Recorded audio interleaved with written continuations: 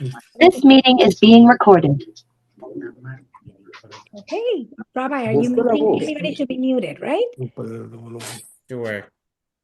Yes. Okay. Here we go. Whoop. Mary, estás muted. Mary, you have to unmute. Bad. Okay. Can you hear Go me? ahead. Okay. Good evening and welcome to Congregation Agudat Rahim in Schenectady, New York, the sponsor of this special program. Many of you are joining us from Bolivia, Canada, Chile, Panama, Venezuela, and possibly other countries. We also have in attendance members of Congregation Beth Emmet in Virginia and guests from Florida. We are delighted to have you all and thank you for joining us. My name is Mary Rosendorn Gross. I am a Why member. somebody muted me? I Hello? am a member. Can you please mute yourselves? Thank you. My name is Mary Rosendorn Gross. I'm a member of the Adult Education Committee at Congregation Agudat Rahim, a congregation that was established in 1892 by Russian immigrants. Our congregation has been promoting community and the values of conservative Judaism for over 130 years.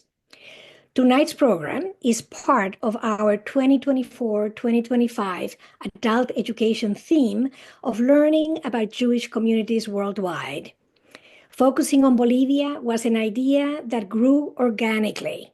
I was born in La Paz, daughter of Polish Holocaust survivors who met, married, and immigrated to Bolivia after World War II in 1947 to join family members who had immigrated to Bolivia before the war. Exploring Jewish immigration to Bolivia, a country that generously opened its borders to Jews before the war, seemed a great opportunity to pursue, as well as learn about the life and accomplishments of German immigrant Maurice Hochschild, a leading mining industry businessman who became known as a tin baron and as the Bolivian Schindler. So tonight, we are honored to have with us Dr. Ricardo Udler, chairman of the Bolivian Jewish community, and Robert Brockman, co-author of the bestseller Escape a los Andes or Escape to the Andes. Each will be introduced shortly, following a brief welcome from our dynamic leadership, President Hilary Fink, and spiritual leader and tech-savvy Rabbi Rafi Spitzer, whose proficiency in modern technology keeps us connected. Hilary, I turn the spotlight to you.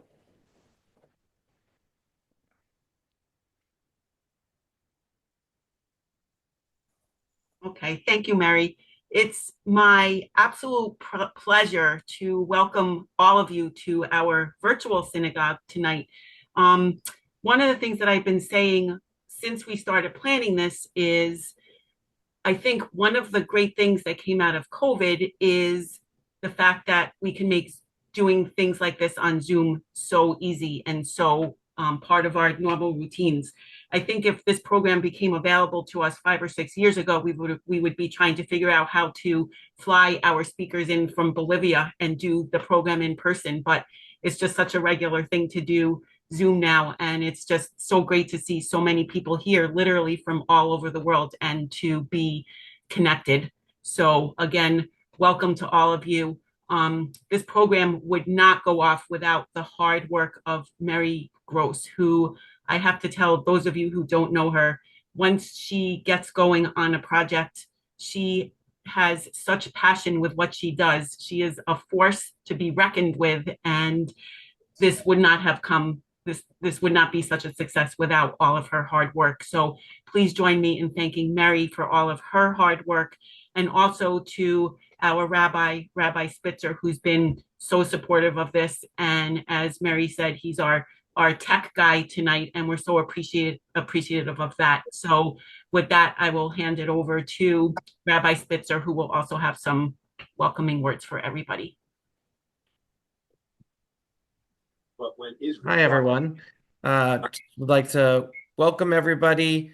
And one thing I was thinking about is this week's Torah portion begins with the word vayakel, which means to assemble, to come together, to make a kehillah. And here we have this opportunity to be a kehillah across the continents, across the world, but really to focus on what it means to feel a sense of community with the whole with the whole Jewish people, with the whole Jewish world. It fits in our adult education theme of the year, which is Am Yisrael Chai. And so I'm really thrilled to be able to participate in this program. As you've heard, I'm working the tech tonight, so if anything goes wrong, it's my fault.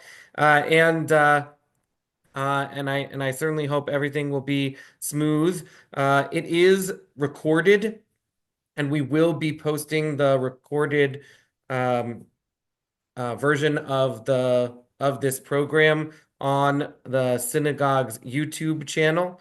And I'm just going to ask that if everybody please stay muted unless you're one of our hosts, so that we don't have any distracting noises. I'm also going to stay muted, and I hope that we can really focus on our presenters tonight. If you have questions, we invite you to share them in the chat. So please do not unmute yourself, but do put the question in the chat, and we'll be doing all of the questions at the very end of our program. And we'll start with whatever's in the chat, and then we'll open it up for people to also ask questions at the end. So thank you so much to everybody who helped put this together. And I'm going to turn it over to Mary to introduce our first presenter. Thank you so much, Rabbi. So our first presenter is Ricardo Udler. Dr. Ricardo Udler is the chairman and spokesperson for the Bolivian Jewish community. He was born and raised in La Paz, son of a French-Polish mother, Regina Zimmerman, who arrived to Bolivia in 1942. Regina was a member of the French and Spanish resistance who obtained a visa to emigrate to Bolivia. Her parents and a sister, out of 4 siblings, perished in the Holocaust. On Mr. Udler's father's side, Jose Udler's family emigrated to Argentina during the first pogroms in 1913 in Odessa, now Ukraine. Mr. Udler's parents met in Bolivia and worked in commerce. They had 2 sons and a daughter. Dr. Udler is a gynecologist trained in Argentina and Germany with a specialty in infertility. Dr. Udler is married to Sonia Friedheim, also born in La Paz, from German parents who were in the children's transport to England during the rescue effort to save Jewish children before World War II. My pleasure to turn the mic and video to Dr. Udler. Ricardo, it's all yours. Thank you very much, Mary. Good evening. I apologize in advance as I am not a great English speaker, but we always do our best in the face of such a beautiful activity. I will not tell you so much about a documented and well-documented history, but rather I will tell you about the Yiddishkeit of our community, and I will give you data that has to do with the daily life of our community, so that you have an idea of what our survival was like, and the marriage happiness at the bar mitzvahs, at the brit milot, at every event they pass it around, tries to donate money to Vitzo, to Dorem Sheikh, to the Asylum, to the Maccabi, to the Hebre Kadishe, to the Rabbi, apart from a minimal monthly membership fee. Sometimes that no longer exists today. Now the donation to our organization and the membership, which is minimal. We went from being thousands to tens, and the quality of life in this country, full of conflicts, has become far below expectation. I say this not to schnorren, but the maintenance of the community is becoming difficult. First of all, I would like to congratulate our friend and member of our community, Javera Mary Gross, and the great initiative she had for the wonderful and important idea of making the history of the community in which she participated with her family during her stay in Bolivia. Before continuing, as a first anecdote, I will tell you that after staying approximately 11 years in Germany, when I returned with my family to Bolivia, the first medical experience I had was accompanying Mary's mother, who had suffered a cardiac event and was hospitalized in a clinic in La Paz, Bolivia. Since I had arrived bringing equipment and new medical technology, I stayed with her mother for 9 days, helping and showing the medical team the new equipment until her mother and Mary were transferred in an ambulance plane to the city of Miami. I would like to greet all the members of Mary's community in New York, the rabbi, the members of the Jewish community of Bolivia, and all the friends who at some points participated in our community and who are following us today throughout this Zoom. I would also like to thank our dear former Bolivian community members, Davy and Alberto Abecasis, who now live in the United States, for their cooperation as always. Finally, the presence of our dear friend Robert Brockman, who will share with you all the experiences he had when writing a book that is part of our history, that of Mr. Hochschild, who is called the Bolivian Schindler. When I sent my CD in deliberately highlighted my family origins, since they are very similar to the origins of all the members of the Bolivian community, poor-blooded Jews, and perhaps with very similar stories. The arrival of the Jews to Bolivia can perhaps be better explained by Robert, but let us not forget that the discovery of America in 1492, and now based on historical facts that provide the Jewish identity of Christopher Columbus and the crew of the ships in which arrived in the Indies.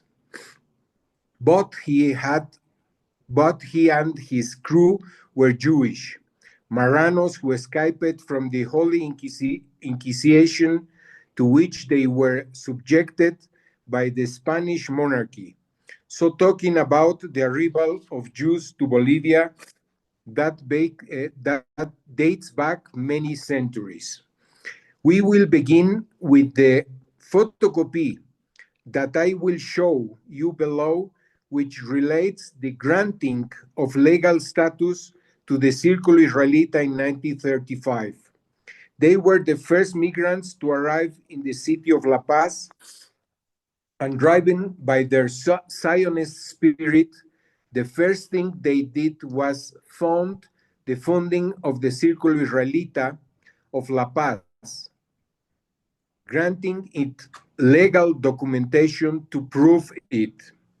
Between 1935 and 1950, a large part of the Jewish migration to Latin America occurred, although I must emphasize that between 1910 and 1917 and 1918, after the first Soviet pogroms, the migration from Russia arrived mainly in Buenos Aires, Argentina, including my grandparents. People from Russia, Lithuania, Moldavia, and present-day Ukraine were among the first arrived in Latin America. It is estimated that between 1935 and 1950, there could have been approximately between 8,000 and 15,000 Jews who set foot in Bolivian soil. How did all these migrants arrive? Thanks to international organizations such as Joint B'nai Brit, Sopro Privat, and organization, and everything with the aim of saving the Jews who were persecuted by National Socialism from 1933 to 1945. These organizations that were dedicated to obtaining visas so that they could escape the terrible situation in which they lived. Robert will explain to you a very wealthy person was able to bring hundreds of Jews to Bolivia. These migratory currents that arrive in Bolivia could generally be divided into two nationalities, Polish and German, and as I said before, Russian, Lithuanian, etc. What's a tremendous change these families must have undergone when they left Europa and arrived in a country that was totally underdeveloped and that time imagine Germans with high level of academic training, engineers, doctors, lawyers, athletes, musicians arriving in a place where there was no theater, no cinema, or universities, and on top of that arriving with a farmer's visa. Polish families living there, land farmers, peasants arriving in new lands where they didn't even know the language. I cannot go on without wholeheartedly thanking this blessed country, Bolivia, which allowed our people to come here by granting them the much desired and visa, and moreover, in 1948, gave its approval in favor of the creation of the State of Israel. I sincerely thank this blessed country for having allowed our grandparents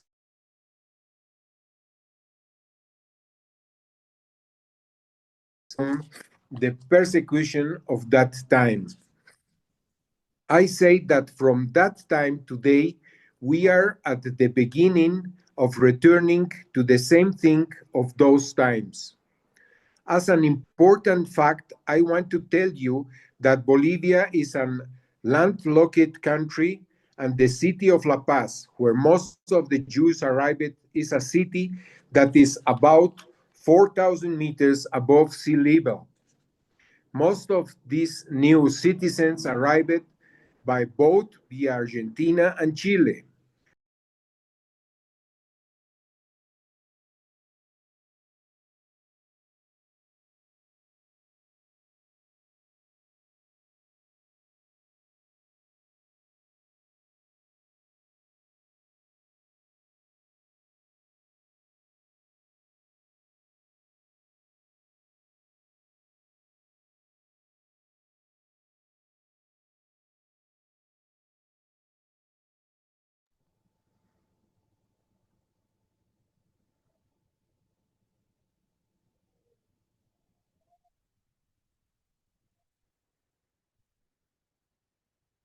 I think we're having some internet issues in Bolivia, but I think they'll be right back.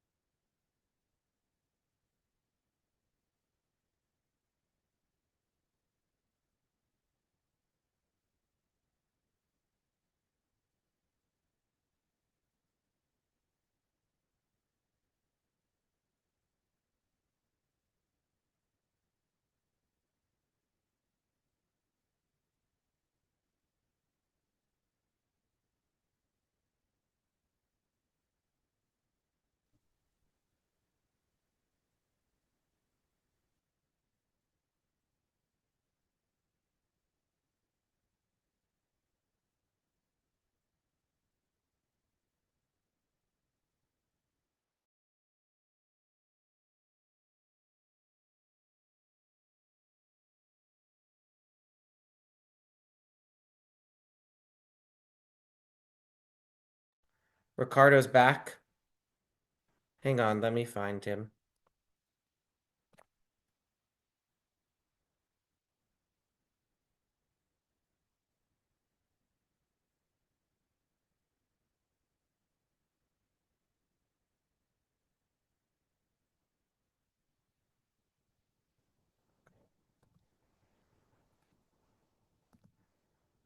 Ricardo? Ricardo, you have to unmute. Sonia, prendele el micrófono, por favor. Sonia. Nope, you're not. There you go. The host might be able to unmute him. Sonia, gira la cámara, la Okay. imagen está mal. ¿Sigo? Yeah, we can hear you. You just have to go back a little bit.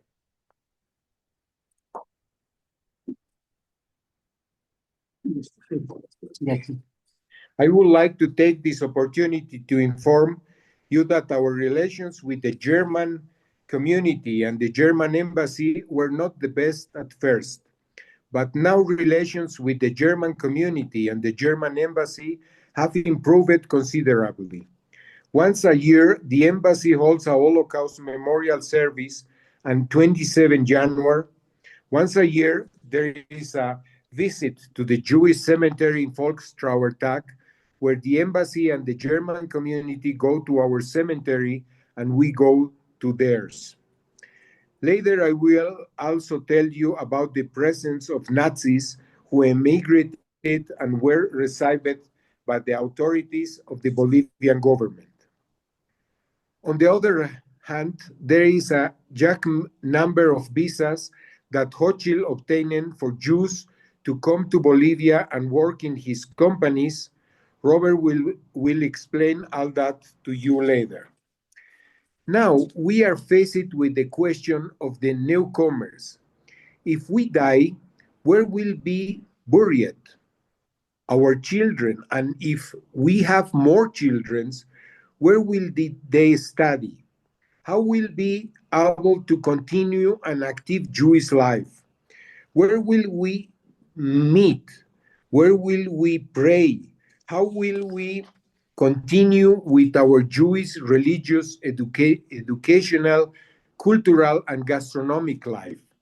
After this speech of mine, David will show, or now he showed the photos of the first one who arrived, where you will see in white bearded Lithuanian man of 99 years or more old who said, "Where will you bury me?"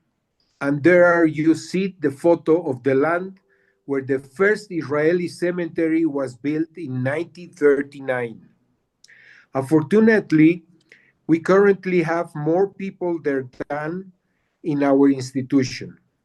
There are more than 1,100 buried and 90 to 100 living people in our institution. Second question, where will we have our institution? I have already shown you the legal entity act from 1935, where the construction of our headquarters began. A building with a theater, a synagogue, a restaurant, facilities for youth and games, located in the most central part of the city. But those of the German line also decided that they wanted a place of recreation far from the city. The city at 4,000 meters and this center at 3,600 meters, and built the Jiddische Kulturgemeinde, a place with gardens and a restaurant where Poles are also welcome. They also built in another part of the city where it was more particular for Germans. Let us not confuse how the religious and Jewish panorama was seen between Germans and Poles. The Germans prayed, the Poles chatted, and that situation was so pleasant that coexistence was difficult but very nice. There were various synagogues, one in the Círculo Israelita building, another in the German center in the city, and also in the school, which was also beginning to take shape with a synagogue included. But let us not forget that since most of them were merchants, in some Geschäft, a small synagogue was built so the people who had to say Kaddish or remember a Yurtzat could pray during working hours. Now we have in our synagogue 14 Torahs. We come to the next question. Where will the children study? Then the construction of the Colegio Boliviano Israelita begins with kindergarten, primary, and secondary school, and whose director was always an Israeli citizen who came to Bolivia for that specific function. The community sent some of the children to the Colegio Boliviano Israelita, which was for male and female students and non-Jewish Bolivian students. The school classes included Jewish history, history of Israel, Hebrew teaching, and the Jewish religion in its curriculum. Another part of the community sends their children to the Colegio Instituto Americano. You might wonder why. These are the questions that we, the descendants, ask ourselves today. Certainly, some did not get along with others and decided to send their children to the American school where English was taught. What institutions did we have within the community? Maccabi, Vitzo, Dorem Sheikh, Heber Kadishe, and the Rabbi, Bitachon, and since its origins, we took part in the World Jewish Congress and the Latin American Jewish Congress with voice and vote. Let me clarify that in our Maccabi, we were one of the few communities in Latin America where children of 13 and 14 years old were already madrihim of the younger groups because we did not have adolescents and older youth. Why? Because when they finished the school, 95% of them left Bolivia to continue their studies in Latin countries, the USA, and Israel. Maccabi had a great presence within our community. The activities were carried out on Saturday afternoons, cultural and indoor sports are and on Sundays. There were sports activities. Outdoor sports where athletes, basketball players, motor racing, bowling gave us a countless trophies in national and international championships. We participate in inter-Bolivian, Latin American, and World Maccabiadas. As an anecdote, I can tell you that once of the activities ended on Saturday, our parents and grandparents made sure that we finish between 6 and 6:30 so that the men could participate in the religious service and Avdalah. And they finish by giving us a Coca-Cola and a pretzel, that little bread with onion, tomato inside, and a herring fillet, which for us was delicacy. The rabbi was in charge of the Brit Milah, the Bar Mitzvah, and Bat Mitzvah, and the Hasenes. There were families that respected kashrut and others did not. The provider of kashrut was the rabbi. In the cultural area, many plays were performed and it was taken advantage of when some world's renowned artist who was performing in Latin America was brought to Bolivia. For example, Jaffa Yarkoni. It is wrote nothing that all the discord and problems that were disputed in the community were almost never aired outside the community. Very often, dintoras were held to resolve internal problems within the community. In 1948, the state of Israel was refunded, and this blessed country, Bolivia, gave its yes to the United Nations for the creation of the State of Israel. Diplomatic contact between both countries and diplomatic headquarters in Bolivia and Israel began. We were proud to have the visit of the Israeli Foreign Minister, Abba Eban, in La Paz. Israel began to send people to the train in agriculture. They sent the ambassador, and within this mission, I was remembered that some of these Israelis and members of the community founded a farm in the south of the Yungas in the tropics, trying to imitate the kibbutzim in Israel. As you can see, within the community, we had people from the left and the right, some who said they were pure-blooded communists, and other more towards to center and like any good Jewish shtetl in Yiddish. There were the communists, the Planes, and the Kosaken. But at the table, we are sat together and in many families so that you have an idea. We spoke Russian, Polish, Yiddish, German, and Spanish, that everyone was learning little by little.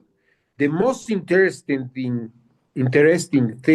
of all is that the maids taught them Spanish and they learned Yiddish, and the bobes and the omas taught them Jewish cuisine and rest assured that the meat and cheese, krepler, the potato varenikes, the kishke, the ferfale, the yoch mit lokschen, latkes, kachke, and borscht, after our grandmothers, the maids made them just as well as they did.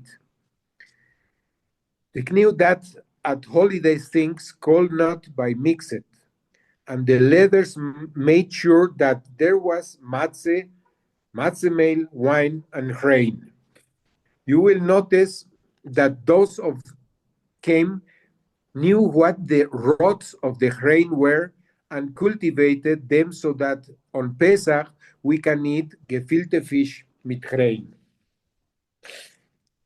I will not tell you what the activities of the migrants were when they arrived in La Paz. Merchants, lawyers, doctors, textile manufacturers, sportsmen, and interestingly, most of the business in our community had their premises very close to the premises of the Arab community, which is worth nothing because at this time the Arab community was Christian and the majority were migrants from Lebanon. There were no Muslims, and the relations between both communities were very good. Today, I must tell you that the Jewish community in Bolivia has a population of approximately 250 members, including converts and no-converts. You could say that the community in La Paz is conservative Orthodox, with the presence of a Chabad rabbi, with prayers on Mondays, Thursdays, and Fridays, and the possibility of kashrut. The Cochabamba community conservative, with very few people, and the most beautiful synagogue in Bolivia. Santa Cruz is a reformist community, and I must tell you that we have joint activities.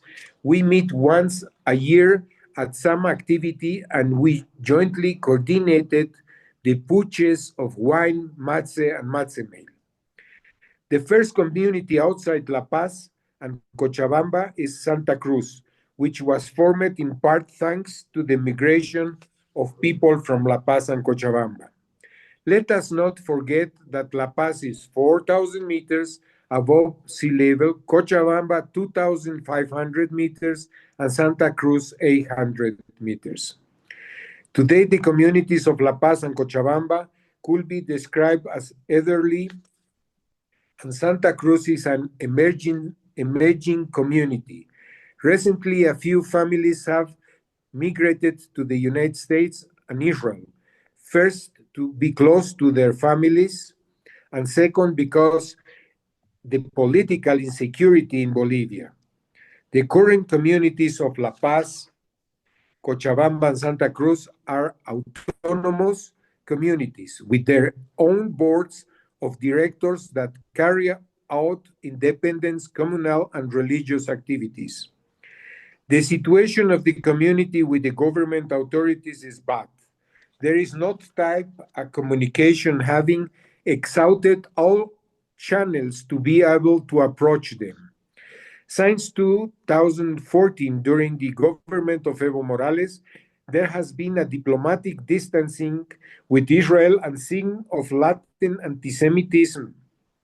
With the current government of Presidente Arce, diplomatic relations with Israel were broken, and there is no Israeli embassy in Bolivia, nor a Bolivian one in Israel. There are Israeli honorary consuls in La Paz and Santa Cruz. The current government demonstrates this every day. It is pro-Palestinian and anti-Semitic. There is not much anti-Semitism in the streets, but is present when there are conflicts between Israel and its neighbor. The Israeli embassy that take care of the Israelis and the community is the one in Peru. We use it to have an annual flow of approximately 8,000 Israeli backpackers who traveled throughout our territory and did tourism, mainly following the Greenberg route. He was an Israeli backpacker who got lost in the Amazon and who even made a Hollywood movie called The Jungle. The number of backpackers has dropped to approximately 2,000 a year due to the conflicts in Gaza, Lebanon, and Judea and Samaria. The Bolivian Israeli school had to be sold for fear of theaters of nationalization. The information we had was that the Iranian embassy and the government wanted to take over to promote Islamism. The Israeli cemetery was made to be named cultural heritage of the city of La Paz, since it was threatened with expropriation to build an hospital. I must tell you that there are Israeli cemeteries in Cochabamba and in Santa Cruz, in Sucre, and in Tarija. There is also cemetery in the city of Oruro, which was vandalized and rebuilt together with our evangelical friends in Oruro. Today, our community is in charge of maintaining it. We have a cemetery in the city of Sucre that is located within the public cemetery, but it is full protected. The same happens in the city of Tarija, where we also have some graves inside the public cemetery. The Círculo Israelita was sold, the building in its entirely with the purpose of remaining in one of our smaller headquarters. We are currently considering the possibility of building smaller headquarters within our headquarters to be able to rent office and commercial premises and have an income science by a small community without many contributions. We have many expenses. We must continue to try to improve our income sign. Currently, our expenses are much greater than the income. In addition, we have planned further arrangement for Alzheimer of our community, since 80% of us are elderly and without means. Dear friends, I am finishing, but with a sad epilogue. The communities of La Paz, perhaps of Cochabamba, are on the way to extinction. Perhaps in the next 10 to 15 years, there will be no more Jewish communities in Bolivia. Once again, I embrace all of you, the current Bolivian Jews, the Bolivian Jews in the world, the friends of the community, the friends from Agudat, a hug to Mary for her initiative, and I know leave you with Debbie and Alberto so that they can show a little of what our current community was and is. I embrace Robert Brockman, who will tell us a lot about his research, and congratulate him for being a great historian and a very good friend of ours in Bolivia. Now, dear friends, I will conclude with the terrible moments that are going through Israel and the diaspora. The wave of anti-Semitism after October 7 has surpassed all records. And it is the moment where all of us, the diaspora, have to be together, cooperated with each other, and fight together against anti-Semitism, and give our unconditional support to the State of Israel until this aggression perpetrated by these evil terrorists and the terrorists ends with total extermination of these terrorist groups, so that Israel and we can live where we are in peace. Hopefully, this beautiful activity will be repeated, presenting other issues. We need you in your religious support, your personal support, and believe me that we love you. I'm Israel High. Thank you very much. Están aplaudiendo. No escucho nada, ya no veo nada. Rabbi? Okay. Can you hear me, guys? Thank you Yeah, we so can hear you. much, Ricardo. Can you hear me? Yes? Okay, good. Okay, thank you so much. Thank you, Ricky, for your presentation, for your updates on Bolivia, the situation of the community. And it's sad to hear that the community is on its way out, but we're delighted that you were able to share with all of us today, the situation of what it was and what it is today. Thank you again for participating. And now let me introduce Robert Brockman, who is our next speaker. Robert was born in Cochabamba, Bolivia. He's a journalist, writer, translator, professor, and consultant in strategic communications. He's the author of 7 books on history and journalistic chronicles, including Escape a los Andes, which he co-wrote with Raúl Peñaranda on the life of Moritz Hochschild. Robert is a fellow of the Hemispheric Center for Defense Studies in Washington, D.C. He was communications officer for the United Nations in Bolivia, deputy director of the newspaper La Razón, president of the Association of International Correspondents, and vice president of the Association of Journalists of La Paz. We are honored to have you tonight, and thank you so much for joining us. So, Robert, take it away.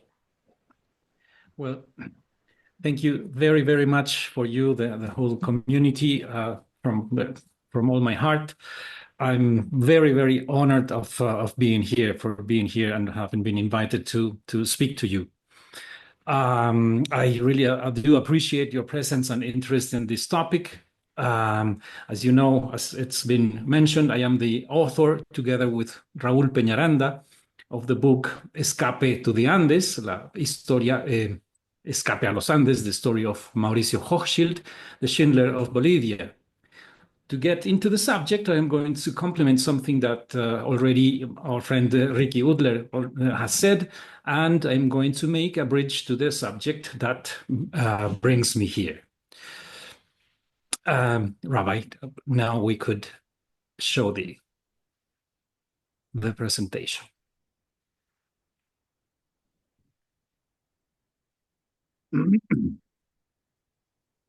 Yeah, that's the title of the book.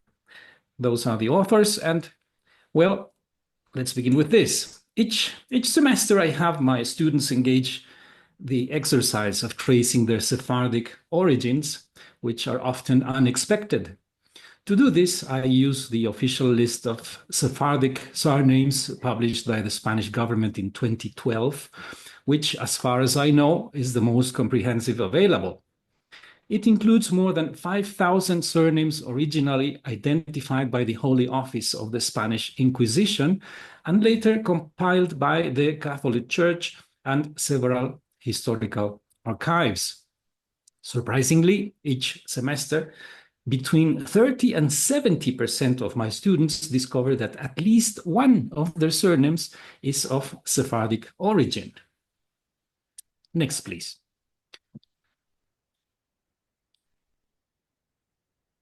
Since colonial times, Sephardic Jewish families who had converted to Christianity settled in what is now Bolivia. In the city of Valle Grande, especially in particular, many old familiar artifacts have been found, including menorahs, kiddush cups, haggadot, keharot, and ancient prayer books and traditions. Some of these customs, such as lighting candles on Friday evenings, were passed down through generations without their descendants knowing their origins. Today, most are unaware of their Jewish ancestry. Next, please. Before a slightly larger scale arrival of Jews due to the First World War and the Bolshevik Revolution, their presence in Bolivia was minimal. In 1917, it's estimated that only 20 to 25 individuals lived in the country. By 1938, that number had grown to around 250, mainly Polish and Romanian Jews. In 1935, like Ricky already said, members of the Círculo Israelita raised enough funds to purchase the land that now houses the Jewish cemetery in La Paz. Next, please. Between 1938 and 1940, 12,000 refugees arrived in Bolivia, followed by another 8,000 after the war. These last ones, survivors of the Shoah. In total, 20,000 people made it thanks to the immense efforts and network built with extraordinary difficulty by the Jewish German mining entrepreneur Mauricio Moritz Hochschild. My associate, Raúl Peñaranda, and I co-authored an in-depth biography of Hochschild, Escape a los Andes, published in several Latin American capitals in 2023 by Aguilar, a subsidiary of the international publisher Penguin Random House. It became probably the best-selling book in Bolivia's history. In this work, we delve into his complex personality, an unscrupulous businessman, exploitative employer, negligent father, and overall a villain as Bolivian history portrays him. But we also uncover a lesser-known side, the submerged part of the iceberg, a relentless philanthropist and a rescuer of lives in their darkest hour. Next, please. Mauricio Hochschild was a true global entrepreneur already in the first third of the 20th century, making extensive use of all means of transportation available at the time, including zeppelins. He lived for business, was a workaholic, and spent several months a year in New York, London, Paris, Frankfurt, and Vienna, as well as Santiago, Buenos Aires, and Lima, visiting clients, foundries, suppliers, and his own office branches. It can be said that he lived more in trains, ships, and hotels than in his own home. In fact, since he was widowed, he only had 2 houses throughout his life. A rented mansion in La Paz that he shared with his second wife, Germaine, when she accompanied him, and which was really too big a house for just 2. And later in life, he owned another house, his own house, in Arosa, in Switzerland. One has to admire the fact that his trips were planned from La Paz, a city then, as now, very remotely located, and poorly connected to global transportation routes. Next, please. When the Nazis came to power in January 1933, one of their first anti-Semitic measures was to deprive all German Jews outside Germany's borders of their citizenship and passports. For the average person, statelessness can be a tragedy, but Mauricio Hochschild fixed the issue in a few weeks.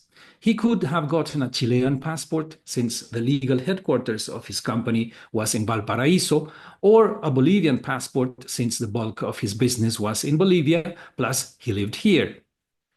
Next, please. But he opted for an Argentine passport. Why? Raul and I have searched high and low, looking for clues in so many documents and archives and interviewing relatives, and found no trace of a documented reason nor the mechanism through which Mauricio obtained a nationality of a country he did not live in. But we have an educated guess. Because the Argentine passport was powerful. Argentina was then one of the most prosperous countries on earth, and Hochschild had a branch office in Argentina. An Argentinian passport could overcome several difficulties in his long and complex transatlantic, transcontinental travels through multiple countries and involving trains, ships, and, you know now, even zeppelins. Moreover, Hochschild spent a good deal of time in the great cosmopolitan capital, Buenos Aires, where he would establish a very important partnership and bridgehead for the channeling of aid to the first German Jews fleeing the Third Reich. The Argentinian organization of his philanthropist partner, Adolf Hirsch, would establish the model for what would later become his own Bolivian rescue organization. Next, please. Undaunted by the political circumstances, he sailed for Germany in 1933. Once in the old country, Hochschild had to negotiate with the Berzelius foundry, which had been pivotal in establishing his business model of buying low-grade minerals. But he was faced with a German interlocutor with little inclination for haggling and horseplay. Hochschild probably insisted or made a joke that did not sit well with the German. Annoyed, he brought up Mauricio's Jewishness and sent for a Nazi SA troop in the vicinity.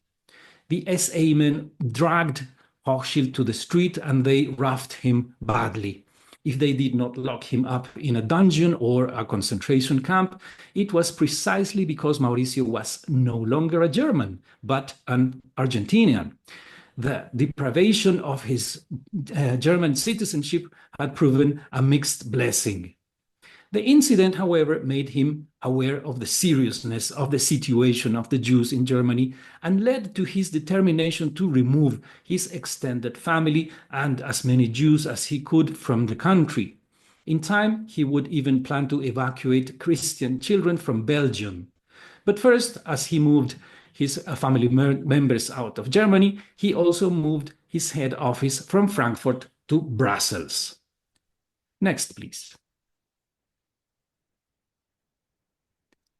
As early as mid-1933, Jewish organizations of all kinds and backgrounds began sending inquiries to Hochschild's South American offices, but mainly to La Paz. Is Bolivia a viable safe haven, was the general question. Hochschild systematically replied that Bolivia was not a suitable destination for refugees, a country rich in resources, but chronically poor, landlocked, without roads, without jobs, at war with Paraguay between 1932 and 35. It had not the slightest possibility of assimilating even a small number of refugees. Moreover, Enrique Ellinger, his trusted right-hand man, replied, "It's the worst possible place to arrive without a job." Instead, Hochschild devoted himself to coordinating with a network of Jewish entities in the great Western countries, channeling resources. For instance, HISEM, HECEM, Raul and I were unable to find the meaning of this acronym, but it is an omnipresent entity that annoyed Hochschild, plus many others that changed their names many times, particularly in Britain. But without a doubt, Mauricio became a main coordinator for the Joint Distribution Committee based in New York, which was Hochschild's main counterpart in the eve of the Holocaust and beyond. A word about the map you are seeing, for those of you who are not familiar with the map of Bolivia. The Chaco, the region in dispute with Paraguay, is that salient in the southeast of the country. Bolivia lost 85% of the Chaco, and now in its place, the Bolivian map has something very much like a semicircular bite in the place. Next, please.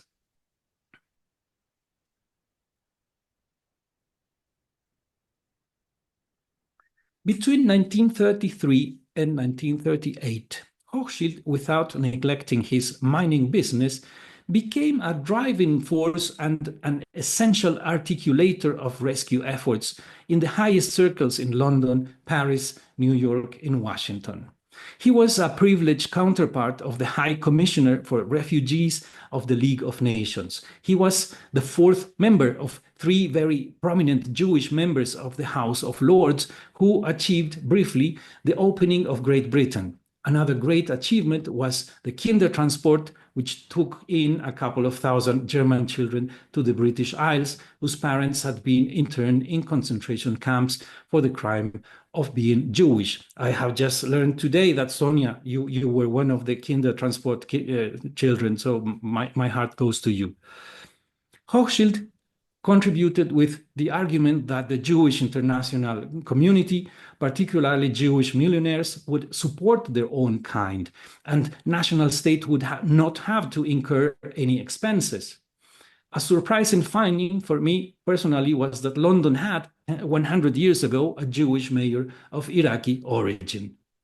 Next, please.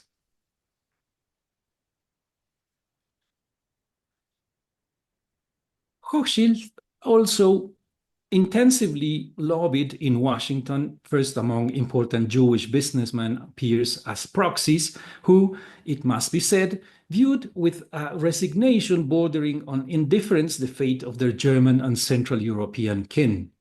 He reached a third level in the State Department, where a Jewish official appointed by President Roosevelt himself, although empathetic to the situation, could do little against what in our book is revealed as an anti-Semitic and xenophobic cobweb among the operators of the State Department. Hochschild was only able to briefly contend against this small but powerful network of officials who refused to open America's doors to European Jewish refugees who were being treated cruelly and would soon be massively murdered. It's estimated that their opposition allowed the death of at least 100,000 human beings who could have been saved from the jaws of Nazism. Next, please. In early 1938, the world began closing its doors. No country wanted more destitute refugees. International aid agencies didn't exist. Desperate, Hochschild looked inward. Bolivia had to be the answer. He approached President Hermann Busch and formed an unlikely alliance. Busch, the son of a German, agreed to open Bolivia's doors not only to Jewish refugees, but to all good people willing to work the land. Weeks later, the first European ships sailed for Bolivian ports, or the ports that served Bolivia in the northern of Chile. By late 1938, the world witnessed a turning point before the Holocaust, Kristallnacht. Bolivian consulates in Europe became crowded gathering points. Next, please.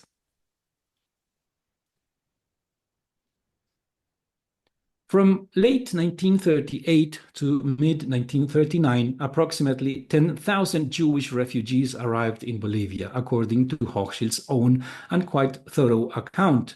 Some other 2,000 dripped along the war, coming from various countries, whether from Europe or other American republics.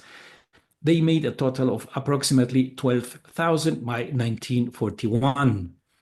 In a country that was almost completely unable to absorb their impact, all obtained refugee and means of subsistence, with the bulk of the resources channeled through or advanced by the Hochschild organization.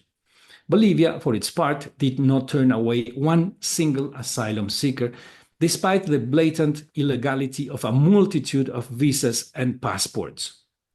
As often happens in humanitarian crises like this one, the tragedy gave birth to a corrupt network of Bolivian diplomatic officials who amassed real fortunes selling visas and passports to desperate human beings. It happened not only in Bolivia, but the book records similar cases in Peru and Cuba. The book shows how corruption took as many lives as it probably saved. Next, please. In June 1939, the friendship between President Hermann Busch and Mauricio Hochschild broke. The president, without prior notice, took a revolutionary measure. He issued an executive order temporarily expropriating the total of the profits in hard currency of the mining exporters. The central bank would manage from then on the foreign currency and would return it in foreign currency only for expenses that the companies could justify.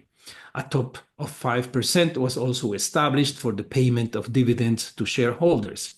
Bolivians were glued to the radio when Bush announced the executive order, which won enormous public support as well as a huge shakeup in Bolivian politics. It was the most revolutionary measure to date taken in the country. But if all this strongly affected the three tin barons, it hurt Hochschild the most. The decree established that the state became the sole buyer of minerals. Thus, Hochschild's business model was affected at its core. Confident in his friendship with Bush, Hochschild defied his executive order, and thus the president sentenced him to death by firing squad. The issue was a major one. The mining entrepreneur was saved only by the dramatic intercession of Bush's cabinet and international pressure. A few weeks later, Bush, who suffered from bipolar syndrome, committed suicide. There are even some who claim that he was murdered against all evidence and point to Hochschild as one of the most consistent suspects. This would have terrible consequences to the millionaire within a few years. Next, please. Once the relative well-being of his rescued refugees had been achieved, Hochschild devoted himself to another cause dear to his heart. He undertook to contribute to the defeat of the Third Reich. To this end, he became the main operator for the supply of tin for the Allied war effort in the Western Hemisphere. After Bush's premature death, eventually Bolivia, like most of the American republics, declared war on Germany in 1943. The most important tin mines in the world in Malaya were held by the Japanese, so Bolivia, through its government and Hochschild, as well as the other tin barons, but mainly he, was the main supplier to the Allies. Tin is used to make tin cans, the lining of oil barrels, the aluminum from which airplanes are made, electronic components, and bullet casings. That's how important it is. But an important faction of the Bolivian army rejected the declaration of war on Germany, the sale of tin at liquidation prices to the USA, and resented Hochschild in particular as a foreigner, as a capitalist, as an exploiter, and as a Jew. A coup d'etat took place in late 1943, and another president, a friend of the Nazis, assumed power. Next, please.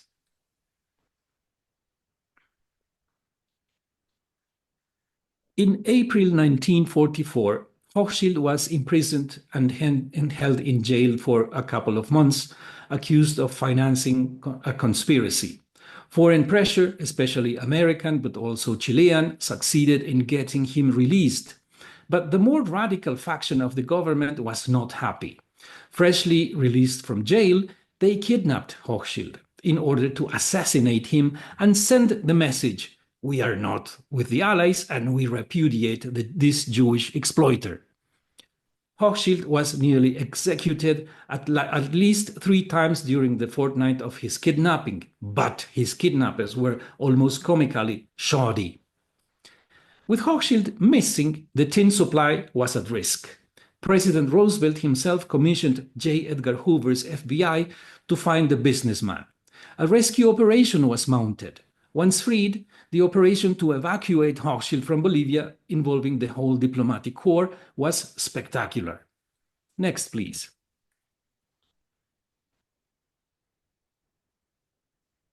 After leaving Bolivia following his liberation, he never set foot in the country again. After the war, another 8,000 Jews, as has been mentioned before, arrived in Bolivia, survivors of camps, summoned by their friends and relatives and Hochschild's protection and livelihood network. In 1952, the Bolivian National Revolution, composed of a government similar to the one that had kidnapped him, nationalized his companies. With that, Hochschild lost 80% of his assets again. I say again because in 1929, due to the New York Stock Exchange crash, he had lost almost the same amount of assets, 80%. But capable as he was of turning stones into money, he soon found very rich copper deposits in Chile, thus re-establishing himself as the richest mining entrepreneur in South America and one of the most important in the world. Old and estranged from his family, he died alone in his hotel room in Paris in 1965. His fortune evaporated in an opaque operation by his relatively new managers. There are Hochschilds in South America, in South Africa, the United States, and England. Raúl and I spoke with all of them. All direct descendants or descendants of Mauricio's siblings or cousins, all of them talented to the point of extraordinary. A word about that photograph that you are seeing. It was contained in the innumerable digital documentation we obtained from different sources. That photograph illustrates the July 1947 issue of Fortune magazine. What is remarkable for photography lovers is that it was taken by the Grand Master of portrait photography, Arnold Newman. One of his earliest portraits, it's on deposit in his estate at a Californian university, and in my opinion, it's the perfect portrait of this extraordinary man. I just want to underscore the importance of making the world known this character in a moment where it's most needed, in a moment where anti-Semitism and racism of every kind are on the rise. Just when we thought stories like these were to be a lesson from the past, they become more current and necessary as ever. I thank you very much. Please, Rabbi, show the next two slides very quickly. There's the information about the book and the authors, and I will very gladly and gratefully answer your questions.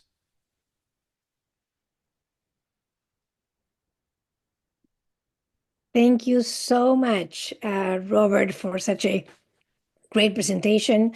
I know that there will be many, many questions, and I don't want to be the first one to ask, but I'm sure that there are many questions probably in the chat, and the Rabbi is monitoring that.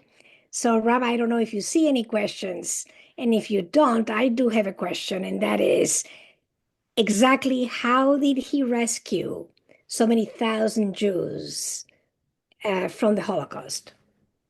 Well, once he woke up in Germany and realized the seriousness of the situation of his immediate family, he set up.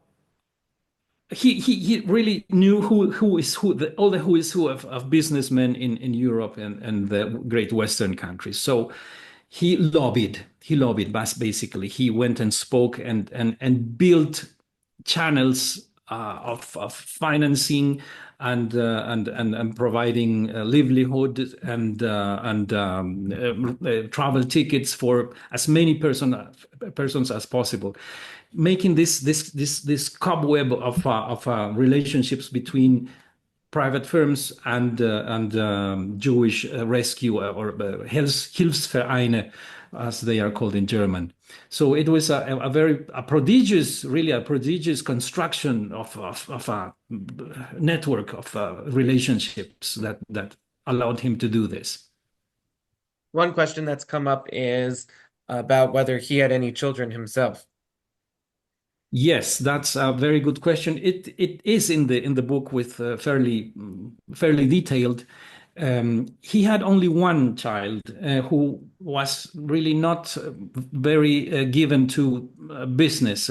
He was actually a soul that was a sensitive soul who would rather have been a poet or a photographer, a painter or a writer. Or their grandchildren say that he would have been a great university professor of literature. And he tried really hard to be a business person, but he didn't have the gift for it. And eventually, he was disinherited by Mauricio because he found that he was incapable of managing a firm. The name of the son was Gerardo. He was born in Chile. He was orphaned when he was 4, and he grew up. He was nursed by tutors and so on. So he was never with his father. He rarely saw his father. He was a child brought up without love. A very, very sad case of Gerardo. One question that a couple of different people have messaged me is about whether and when the book will be available in English translation. Yeah, that is the great question. Raul and I do have a literary agent in New York who is working on this thing. Our book is written. We have found, now that I can see it in perspective, in retrospective, it has too many Bolivian details and it has to be trimmed. We are trimming it so that it will be more interesting for a more international audience. And once we do this, we hope to catch the interest of some American or global English-speaking publishing house. We hope to do this within this year, hopefully. How did you get interested in the topic? Yeah, in 2017, I wrote a biography of President Herman Bush, for which I had already found some interesting and revealing documents of his partnership with Hochschild, in which you could already see that he had saved, they together, their partnership had already saved thousands of Jewish refugees. There were not many details, but I have the point of a thread that I followed, and once I had published this book about Herman Bush, I received a message from, I don't remember which social network, from a group of former Hochschild employees who offered me information. And they told me that if I went to New York soon, please bring a hard drive because we are going to provide you a lot of information. So as I was working in the United Nations, the next time that I went to New York, I visited them and they gave me such an amount of information that the difficult thing was really sorting it out more than writing the book. And that was my side of the story. On Raul's side, it was because he made an internship at the U.S. Memorial Museum, Holocaust Museum in Washington, and he got interested because of this. And at the same time, when this was happening, the discovery or the making public of the Bolivian mining historic archive became public news. So we visited separately this archive, which has an enormous wealth documentation about Hochschild's efforts in trying to save lives. So between all these sources that I have already mentioned, once we met, Raúl and I, we shared some courses in the university. We were colleagues as international correspondents, and we met at a party and we asked each other, "What are you doing?" And we both answered, "I'm writing a book on Hochschild." So we said, well, wait, instead of writing two books on Hochschild, why don't we write one very detailed one? So that's how we met and how we all our efforts converged in writing this book. So we heard from Ricky Udler about the history of the Bolivian Jewish community, and part of what he talked about was the German immigration. And one question that is in the chat is what percentage of those German Jews that came to Bolivia were a direct result of the work of Hochschild, and what countries did they come from? And did they join the Bolivian Jewish community and stay there, or was it a pass through? Did they stay in Bolivia for a little bit and then move on? Yeah, a little bit of everything that you mentioned. The first wave of refugees, they were German speaking. They came either from Germany and or Austria, especially. And after the war and during the war, a good deal came also from Poland and Russia and Eastern Europe and generally. So it was a very mixed batch of people. In the beginning, both communities, the German speakers and the Ashkenazis, the Ostjuden, they did not get along very well. They did have their own institutions, and it would have a very long time had to pass before they joined and made one single community. No, I'm sure that Ricky can answer this question better than I. But this is more or less the panorama, the overview. Yeah. Did he make financial deals to get the refugees out? Was he paying off German officers? How did that work? Not German officer, but he made a deal with, for instance, the main institution, the main stakeholder of Hochschild was the JDC, the Joint Distribution Committee. Through the joint, he coordinated with other Jewish European institutions, which made a structure that allowed the collection of money. For instance, in the first years of the Nazi rise,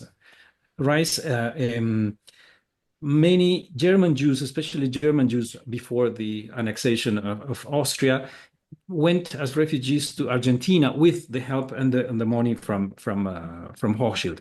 When this became massive after the Anschluss of Austria, he really needed more help because his resources were not going to be enough. So he resources to many Jewish millionaires in New York and in Paris and in London, and he was like the main coordinator of these efforts. And when Bolivia finally opened its doors and as it revealed itself as the only safe haven after all the other countries had closed their doors, he just channeled everything to Bolivia, and in a last moment effort, they really build something in this country. The description is very detailed in the book. It's almost miraculous how they did it in Bolivia, a country that had nothing, absolutely nothing prepared for the reception of suddenly in the lapse of a few months, thousands of Jews that were not expected. Well, we'll just close out with one final question about anti-Semitism today and what do you feel is the relationship as a journalist between the what you've studied about the this important period of history in the 1930s? And do you see any links to the current situation in the world today? Yeah. Well, back then, you have to understand that Bolivia was a very, very small society. No, it was also a fragmented society. In the 1930s and 40s, probably seven or six, yeah, I would say eight or seven of each 10 Bolivians lived in the rural areas, and only two or three or four lived in cities. And cities were very small, and suddenly there was this huge influx of foreigners who came from nowhere and very suddenly. And this caused some anti-Semitic expressions, but they were only verbal, or it never came to physical violence, really. There were attempts to curb the influx of Jewish immigrants, but they never were succeeded. They never succeeded. So in the end, the Jews assimilated relatively well. I would say that we owe them a revolution in the services industry. One of them is the father of the modern Bolivian editorial industry. There are lots of other Jews who established industries of many sorts. And well, as Ricky already has mentioned, well, Bolivia is a natural expeller of population. I'll put on the table my personal case. I am one of three brothers, and I am the only one who is in Bolivia.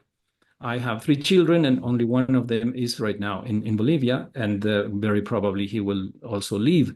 And I have thousands of examples like this, because Bolivia does not offer the possibility of developing a full professional realization, etc. There are many factors. As for currently the situation of anti-Semitism, well, the situation in Gaza, the war in Gaza has pervaded everything almost. No, there are very strong opinions everywhere. I would say that there are many people in Bolivia who are currently on the side of the Palestinians, of even of Hamas.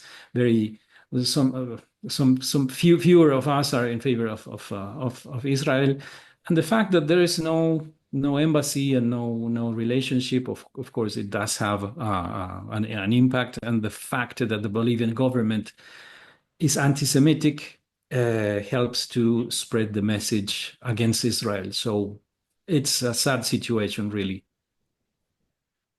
Well, I just want to thank you, Robert, and I want to thank Ricky and everybody for coming from all over.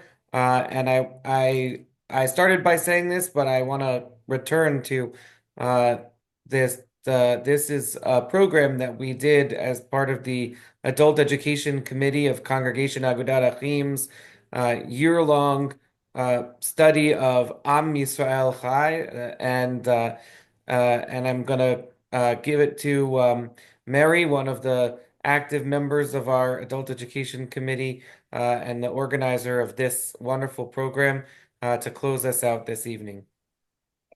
Well, thank you so much, Robert and Ricky, for sharing so generously all of your information and for the terrific presentations of tonight.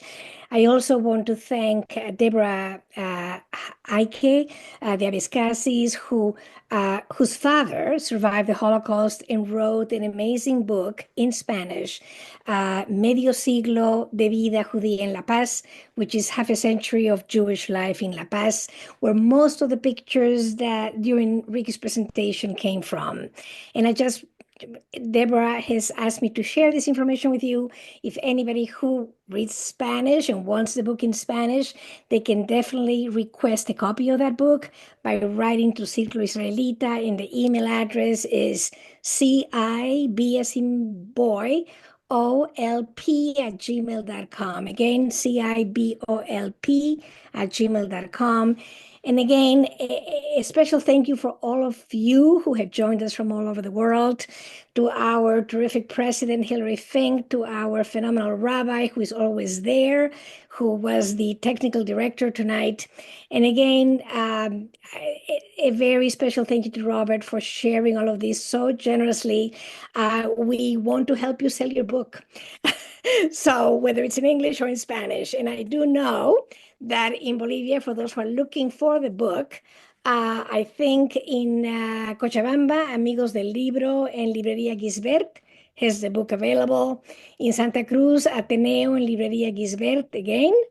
And then in La Paz, Solo Libros, El Pasillo, I believe it is, Lectura y Librería Gisbert. And Robert, if you want to add anything regarding your book, where people can obtain it, and if there is any way that you can let us know when it's available in English, we'll share it with all the people who participated tonight. Well, certainly, I will tell you when it's available in English. Meanwhile, for those of you who are not in Latin America, you can buy it in Amazon. There's someone, Monica Brianzon has shared a link in the chat section, so you can copy the direction there and buy it online and have your digital copy. And thank you very, very much. Really, I do appreciate with all my heart your presence and your interest. I'm really grateful for hearing me, and well, I'm at your disposal for whatever. Thank you. Thank you so much. Hopefully we'll reconnect at some point. Thank you so much, everyone, for coming, and thank you again, Rabbi.